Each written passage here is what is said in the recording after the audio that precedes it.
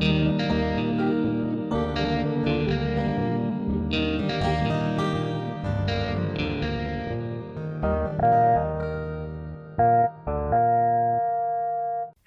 this is a prepaid call from Randall. an inmate at the Virginia Department of Corrections, Red Onion State Prison. To accept this call, press 0. This is Randall Via. I'm currently serving 1,214 years for capital murder in Wallens Ridge State Prison in Big Stone Gap, Virginia. This is my podcast with Onion Randy. I hope you enjoy listening to me today.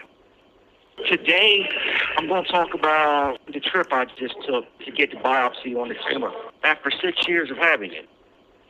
It was awesome. I'm not going to lie. Like it was so good to get out of this damn pod. This pod has been filled with nothing but freaking gossip, backbiting, just petty ass children. Like I needed to get away because I was getting close to snapping. I was just spending all my time in the cell, just trying to drown myself in reading and playing games and listening to music. And I really don't even listen to music like talking about. I wasn't responding to emails. I really wasn't even calling people like talking about like I normally do. Just because I was getting on edge. I was getting to the point where I was just starting to lose the fight. I was starting to lose the struggle. So to be able to just leave for like 28, 30 hours, something. I'm not even sure how long I was gone, but it was enough. It was just a vacation. And my God, did I need a vacation. So Wednesday, they came and they packed me up. And the COs in the booth never even called me and told me, because normally property gets here around 6 in the morning, and they'll call to the booth, and the booth yells down, hey, man, go ahead and pack your stuff up and get it ready. You're getting transported. They didn't do that. So I was in the cell when the property sergeant McCrae and a couple of her officers and the rookies and everything came up to the door. I'm like, you got your stuff ready? You're leaving. And y'all ain't tell me nothing. So she turned around and yelled at the dudes in the booth, hey, man, did y'all tell him to pack his stuff up? And thankfully, the dude in the booth, CO Turner, was a man. Because most of them would have lied and said, yeah, we told him hours ago. But he was like, nah, we never did tell him. So thankfully, I didn't get in trouble for something I didn't have nothing to do with. Turner was a man about it, which I respect that. And I'm going to let him know that when he comes back to work Monday. So I'm hustling. I'm trying to pack everything up and carry it downstairs so they can inventory it, put it in the boxes. And I make sure I let Sergeant McCrae know, look, I've got it in writing that I'm going down there. I'm getting the biopsy. I'm coming right back up here. Do not send my property. Do not mail my property out. Don't just leave it up here. She was like, okay, that's not a problem. That makes it easier on us. I'm like, all right, good. Thank you. So I stay overnight with nothing in the cell. And the next morning around 8 o'clock, they pop the door and I walk over to receiving a discharge. They strip me out. I got to squat and cough. I got to lift up my sack. I got to show my underarms. I got to run my finger through my mouth, that kind of thing. I don't have long hair anymore, so I don't have to run my fingers through that. And, they put me in separate clothes, and they throw my clothes in a box and set that over in the corner out the way. They put shackles on me. They put a waist chain through the belt loops on the orange pants, bright orange pants.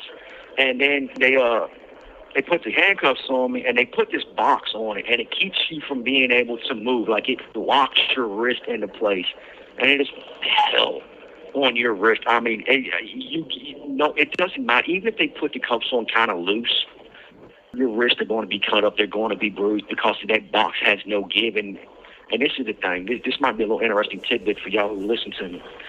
The guy who invented that box was a prisoner. He invented that box, and what it does is if you picture the handcuffs, it covers everything except for the loop that goes around your wrist. So you can't take a handcuff key and pick at the lock. You can't take a paper clip and try to do anything like that. It makes it extremely difficult to escape unless you can just, you're double jointed in your thumbs and you can pull them off. So this dude who invented it, he invented it, and he actually got early release from prison. But this dumbass goes home, and he gets locked back up. I don't know how long it took him to get locked back up, but he got locked back up. And when he got back into prison, the other inmates murdered him for creating this box and helping the police. And them things are uncomfortable as they can be. Like if they just put you in a chain and they put something else on it to where it doesn't lock those handcuffs into place so you got give and you can move and everything, it'd be so much more comfortable. Other than that, it just hurts like hell. So they walked me out, and thankfully, I didn't get the van with the damn metal box in the back, the dog kennel. And it came real close to getting that because the good vans with the actual comfortable seats and the windows and everything were in the shop. And the CEO was telling me that even at 35 miles per hour, the RPMs were over 5,000 at 35 miles an hour. So that van was screwed. It would have took us 4 days to drive down there in that sucker. So I got it was a Ford SUV. I'm not sure what kind of SUV it was, but it was kind of a big one. I know for a fact it wasn't a what's the name to him? What are the big ones called? Anyway, I can't remember. I'm sorry. It was one of the medium-sized ones, and it had great views. I had a 360. No matter which way I looked, I could see out the front window, I could see out the side windows, I could turn around and see out the back windows. The only bad thing about that SUV was they had these hard plastic seats in the back. And the contour of it was comfortable. Like, it fit me really well. Actually, if they would have had, like, a cushion on it, oh, man, dude, it would have been lovely. But, yeah, it was a hard-ass plastic seat, and it takes 6 hours to get down there, 6 hours to get back. So we drive down through Abingdon, and I get to see people about their daily lives. I get to see trees. I get to see homes. I see people out mowing grass. I see people out working. I'm seeing cows and dogs and stuff like that. It's really good. These people, they sent 2 bag lunches with me. It was basically, I got 4 peanut butter sandwiches that were dry. I mean, put some damn jelly on them next time, people. They gave me 2 bananas, which was freaking awesome. They gave me 4 apple juices, and they gave me some carrots. I ate pretty much everything except for 2 sandwiches and the carrots. I didn't touch the carrots because they were dirty. But, everything else, I ate as I was going down. I spaced it out and everything, so I wouldn't be starving by the time I got there, because honestly, I wasn't sure if Sussex 1 was going to feed me or not.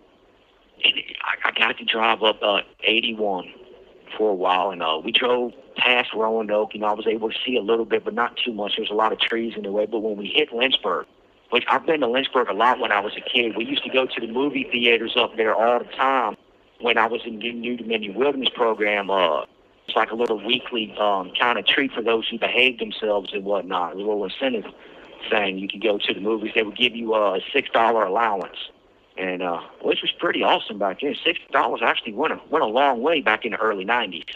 And if I remember correctly, it was around 91, yeah. And I got to saw Lynchburg. I got to saw Liberty University. I got to saw places that I've been before, and I got to see them crystal clear, even though they had the cage and everything in the back. Like, the spacings were far enough apart where you did not have an impeded view. You could see really, really well. And it felt so freeing. I could kind of like half close my eyes and just get in a position where I don't move. And I don't feel the handcuffs digging into my wrist. I don't feel the shackles or none of that. And it just kind of felt like I was just in the back seat, just driving down the road, going to somebody's house, a friend's house, or going to a store. Like, it just kind of gave me a slight glimpse of just what it's going to be like to be out of prison finally, whenever I can make that happen and the Lord comes through for me. It felt so good to be out there just seeing people. And you had 2 officers with me. You had one that was driving, and you had the other officer in the passenger seat. And both of them were pretty respectful. They weren't dicks. They weren't assholes. They weren't trying to throw their weight around or, anything like that. Obviously, they didn't stop and buy me a cheeseburger or nothing. I didn't even ask, of course. But the guy in the passenger seat was on his phone, and he was watching TikTok videos. And so I was able to scoot forward for a while until I got too uncomfortable and I had to sit back to relax. But he allowed me to look over his shoulder and was watching the TikTok videos and stuff that he was watching. And I've come to realize that TikTok is nothing but half-naked women bouncing around in bras and panties, and dumbass dudes doing dumbass stuff randomly throughout the day and videoing it and putting it up there. Which I actually asked them, like, wait a minute, man, this is what TikTok is? And they was like, kind of, yeah, basically. And so I was like, y'all pay for this? And they was like, nah, it's free, otherwise we wouldn't have it. And I was like, oh, okay. I mean, I appreciate women, you know, as much as the next man, but damn, girls, have some self-respect about yourself. Just saying. So I asked them, like, man, are we driving by Charlottesville? And they was like, nah, we'll cut through Appomattox and then cut across the state towards Sussex 1. I was like, man, that sucks for me because I really wanted to see my hometown. I really wanted to see my hometown. Even though I wasn't going to see a lot of it, I was going to be able to see a little bit of it. But unfortunately, that didn't happen on the way down. So we get there. We pull into freaking Sussex 1, and I know I've been there a couple of times before. And, you know, I recognize the sites. I recognize certain churches. I recognize certain businesses and roads and turns. And I get so depressed. I hate that place. I get there. And the guy pulls into the front. And the driver gets out, and he takes my package in there to the guy in the front and let them know I'm here so they can send officers to come get me and all that stuff. And I'm just looking around, and I do that.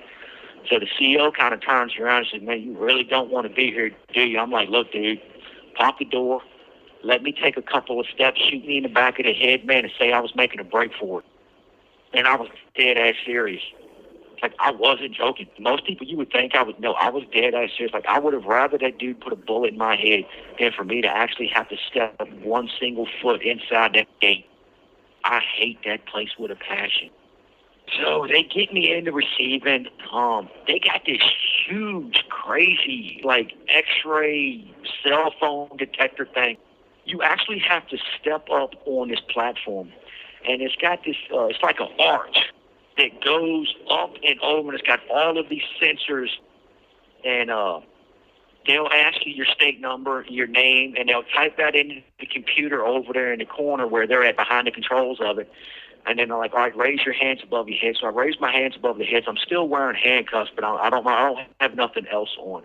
And it draws you through it, and then it draws you right back. And, you know, it checks you for drugs. It checks you for because a lot of guys, you know, if they can, they'll stuff drugs up their ass. They call it suitcasing in prison. You know, so they actually have a machine that can actually detect that stuff now. Check for weapons, check for cell phones, and any other type of contraband. And even the COs have to get on it. Even the CO, they have to take all the metal off of them and get on it and tell their name. And they even have ID numbers. Like, I never knew that until this. Like, this was crazy. So we go through all that. They strip me out. They give me some other clothes. They had a bag of stuff for me there. It had one blanket, had one pillowcase, it had one washcloth, it had 3 towels, and it had no underwear, it had no T-shirts and no socks. So the CO there, he had no choice but to give me my socks and my underwear back after he ran it through the X-ray machine. And he, like, I mean, dude, went through looking for anything and everything. I don't think there was a damn speck of dirt on it after he got done searching it. And I sat over there for a couple of hours, and then Lieutenant Smith come over and got me and walked me over to medical. Me and him was talking. I overheard him talking to the officer in the receiving area. So he had to catch a plane that night, and he was supposed to have been out of there at 3 o'clock, and it was already 3:18. And he wound up sitting with me in medical for like an hour and a half, because as soon as I get to medical and I sit down in the little examination room waiting for the nurse to come get me and examine me and everything to make sure that I'm not about to die on them or whatnot, so they're not liable and stuff. And it comes over the radio. Inmate unresponsive, all units respond. So the nurses, they take over running to go deal with that. Some dude named Norman Riley. So I heard them talking about the name and everything. And when they got over there, they tried to get him awake and all that stuff. Normally, they'll bring you to medical and try to work on you there if they can. They didn't even do that. They rushed this dude straight to the Sally Port, chucked his ass in the back of a van, and hauled ass up the road to the hospital. And from what I understand, he was pronounced DOA. I don't know if he was murdered. I don't know if he died from an overdose. I don't know if he died from natural causes. I don't know if he killed himself. I don't know why he died. From what I was told, he died. So evidently there's going to be an investigation on that there, of course. Every time I go there, something happens. When I went there in January 9th of 2019, they had a full-blown riot. And they wound up transferring 40 people on an emergency transfer up to Red Onion that night and the very next morning. This time he had a dead body. And one of the nurses that responded after they had got him in the van and he was headed up the road, she came back to medical and she was talking to the nurse that was doing my vitals and asking me questions and all that stuff. She fell straight backwards. She didn't crumple to the ground. She fell straight backwards. Basically, just take a stick, set it up, and just let it fall. And she was a big girl. She had some weight to her, woman. And she had, like, some of them will get them, like, really, really long braids that are weaves. And she had that coiled up in a bun behind her head. If she would have had just regular hair, or if it would have been, even her weave would have just been like hanging straight down, it wouldn't have been in that bun, she would have split the back of her skull wide open. She just fell straight back. I mean, just gone. Eyes rolled up in the back of her head. I got out the way and everything. They worked on her and whatnot, and she came to and everything, and they gave her some ice and whatnot. I think they took her to the hospital. Because by that time, while they was working on her, Lieutenant Smith was like, "Yo, look, let's go, man. Let's get up out of here." So I'm like, "All right, let's do that." So we go, and they take me to SEG, and they put me in solitary overnight. Nothing special about that. I will say Sussex won the whole this change, because now in the middle of the pod, there is this huge cage made out of just solid old school prison bars, like something you would see from the 1800s in the Old West. And they got cages up in front of the pod, separating the office and everything from the rest of the actual pod and the front door and whatnot. And nothing special. I had to, they gave me a tray around 5 o'clock that afternoon. And I had to eat it with a glove because I didn't have a spoon, and they didn't have spoons because they don't give us spoons no more. You got to buy spoons from commissary, and obviously I didn't have my property or none of that there. So I talked to Sergeant Peace. I'm like, "Look, can y'all get me anything?" And she went and she searched the office to find something, and she just came back like, "Honey, I'm sorry, we just don't have anything." And she just gave me a glove, and I'm like, "Works for me." So I was sitting there eating some beans and meat stuff. It was just as bland and dull as it could be. But actually, if I would have had some chili seasoning, it wouldn't have been bad at all, truth be told. I probably would have enjoyed it. But I ate that, and I ate a cinnamon raisin bagel that was on a tray. And they had these two little small, like really, really, really super mini pink and purple cupcakes and icing that had sprinkles on it. So I crushed them. They were pretty good.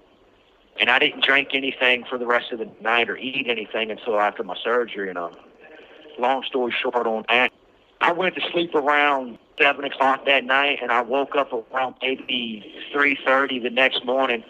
I just got up, I paced the floor, just letting my mind wander, thinking about things, just waiting. And they come and got me at 5 o'clock, took me over to receiving. I had to go through that same procedure again, checking me and searching me and putting me in different clothes. Thankfully, I had a pair of shoes that had these hard plastic caps over the toes, and they were just digging into my big toenail on my left foot. It hurt like hell.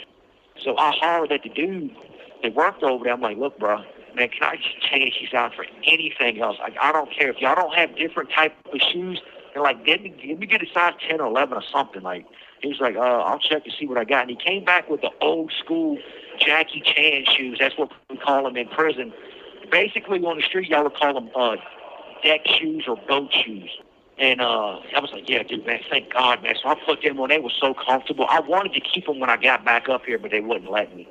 So I sat over there until 8:30. That's when the same officers, Scout and Cook, came back. They stayed at a hotel overnight. I actually thought they drove back to Red Onion, and that somebody from Sussex One was going to take me to VCU and then drive me back when I was done.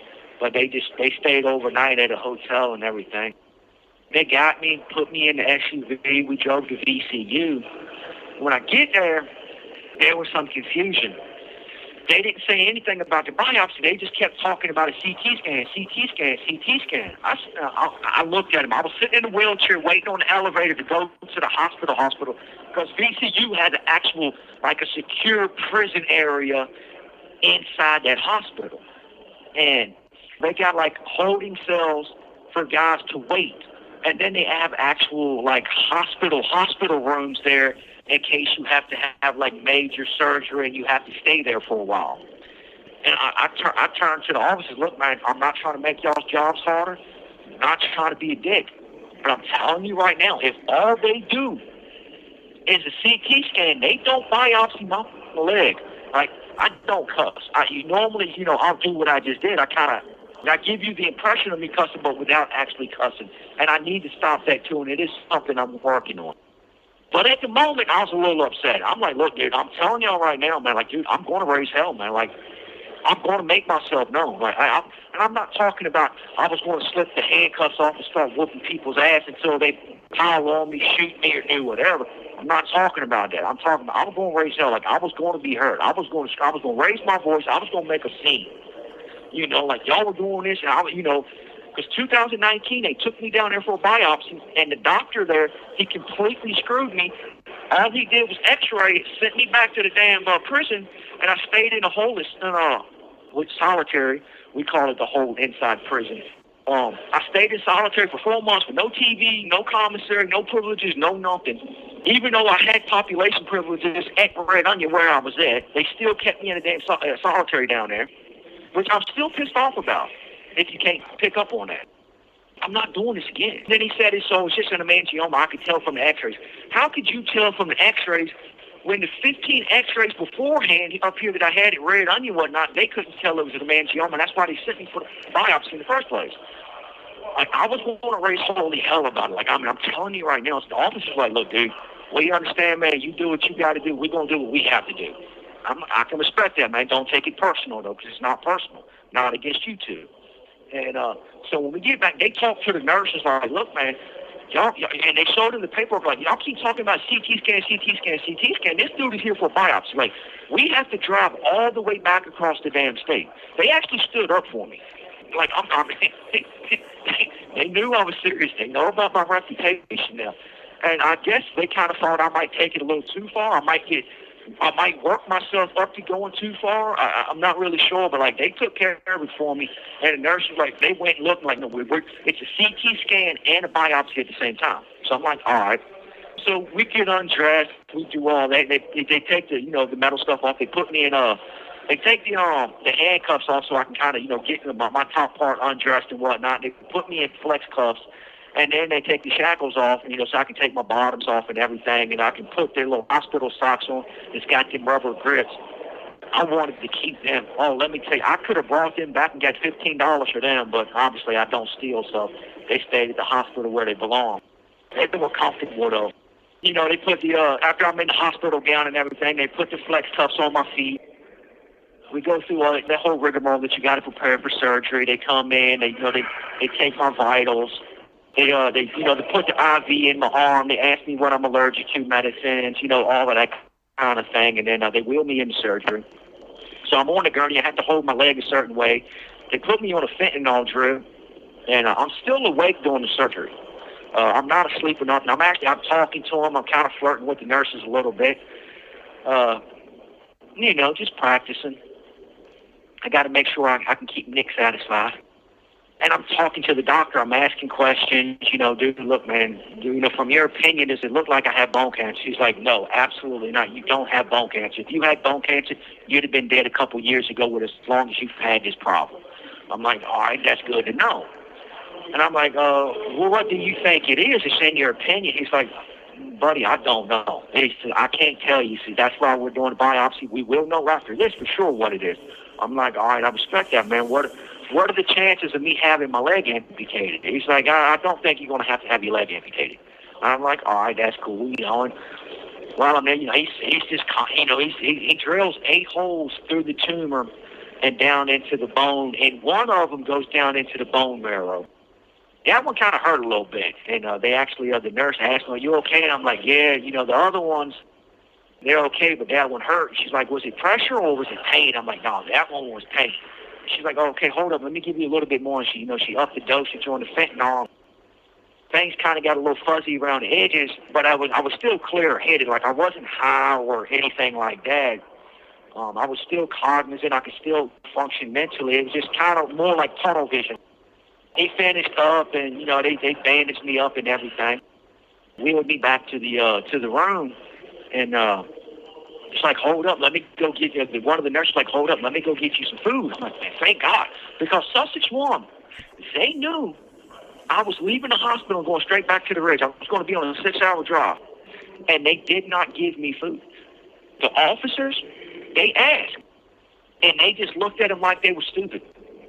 And that was Sussex 1. That was the kitchen at Sussex 1 was responsible for making me a bag lunch and a bag dinner, because they knew I wasn't going to have nothing to eat until the next morning. But they didn't give me nothing to eat. They just looked at the officers like they were stupid. So thankfully, the nurse came through for me. She brought me a turkey sandwich with some mayonnaise and mustard. She brought me an apple. She brought me some lemon cookies. She brought me a bag of Lay's baked, the actual baked potato chips. She brought me an apple juice, and she brought me a ginger ale again, which was cool because that's about the only soda I will drink. So I'm sitting there eating that, and I turned the TV on, the officers. I asked them to look, but I got the remote right here, man. Can I turn the TV on? I was hoping to maybe catch a good movie because we had to wait there for an hour or something. But unfortunately, they had like 70-some channels, and there still wasn't a damn thing on there. And so I started talking to the officers, and we was conversating and talking about this or that and so on and so forth. Nothing really important, just idle chit-chat, and I enjoyed the meal, though. Thank God for that. That damn nurse came through for me, because otherwise it would have been rough, because I was getting hungry. We go through the whole situation of checking out, blah, blah, blah. We're back on the damn road. As soon as we pull on the road, the heavens open up. It is the rain. It's like a damn monsoon. It's like we were driving through a hurricane. And it was foggy on top of that. Like, we could barely see 15, 20 feet in front of us. I thought I was going to die like 15 to 20 damn times on the way back. We would be driving in one lane on the highway, and we was taking 64 to 81. And people on the lane beside us would pull up. They would drive fast, pull up, and they would get stuck behind a damn tractor trailer. There might be 10 feet in front of us, and they would just whoom, right over in front of our lane. They didn't turn the damn turn signal on and let it stay there for a moment so we could either speed up and get by them so they could get behind us, or we could, kind of slow down just momentarily so they could get in front of us. No, they flipped it on and it immediately pulled over in front of us. Freaking, the roads are slick. The cars are sliding. The SUV I was in was kind of sliding a little bit on the road. And these people, what the hell happened to Americans? You people used to know how to drive. What the hell is wrong with y'all? I don't understand. I was a better driver at 8 years old than most of the people I saw on the damn road yesterday. Or the day before yesterday, excuse me. It's crazy. But the cool thing is, on the way back, I didn't ask them. I kind of wanted to, but I wasn't sure. Maybe, I'm not really sure, but on the way home, they didn't drive the exact same roads that we took to get there. They took 64 east. They took 64 west to 81, and we drove right by Charlottesville. And I don't know if they did that because I asked them on the way there if we was going by there or not. Maybe they just looked out for me. Maybe they kind of felt a little sorry for me, because they told me, look, dude, we're not going to be able to stop and get you something to eat for dinner or nothing. Even though we're going to stop and get ourselves something, dude, we can't. We don't want to lose our jobs. I'm like, dude, I get it. Don't worry about it, bro. You're good, man. I'm fine. I've gone hungry before. I don't know. But they drove by Charlottesville, and I was able to see my hometown a little bit. Not all of it, because we drove on the outskirts of it, but I was able to see there's a brand new mall there that I didn't even know was built. This mall was freaking huge. I swear it took us 3 minutes to drive past it. mall. I saw Macy's, I saw Dick's Sporting Goods. Like, they had all kinds of stores there, stuff I never even heard of. And it was great. I mean, it was just so good to see my old stomping grounds. I was really close to home. Like, I kind of felt a small connection to my family and everything. Oh, excuse me. I apologize. I skipped the part that I did want to talk about. I'm no longer the same asshole criminal I used to be. And I know how I'm not.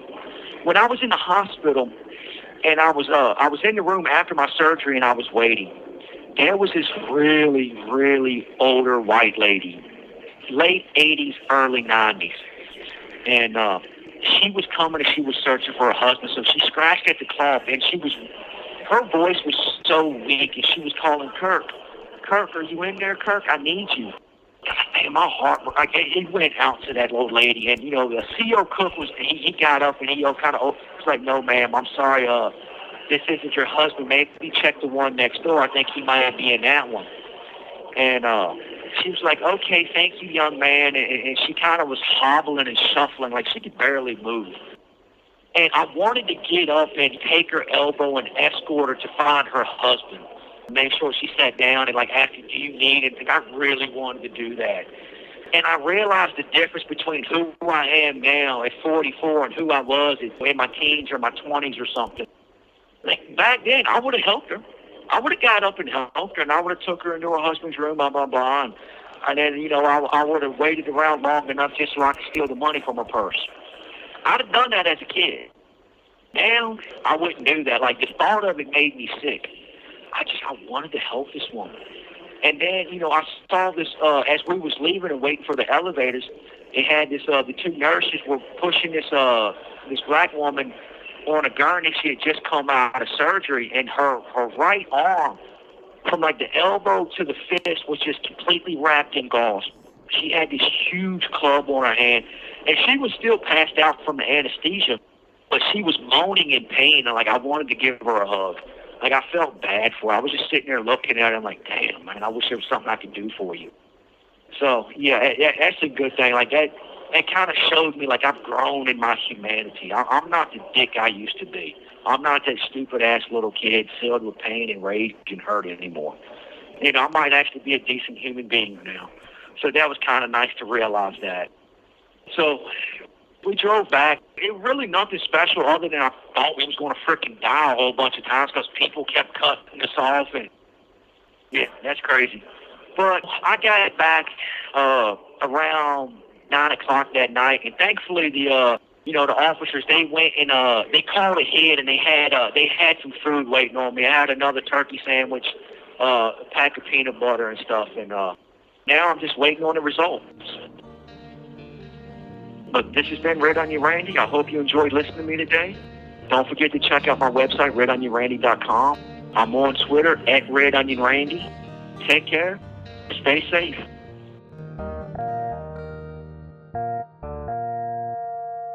Thank you for using GTL.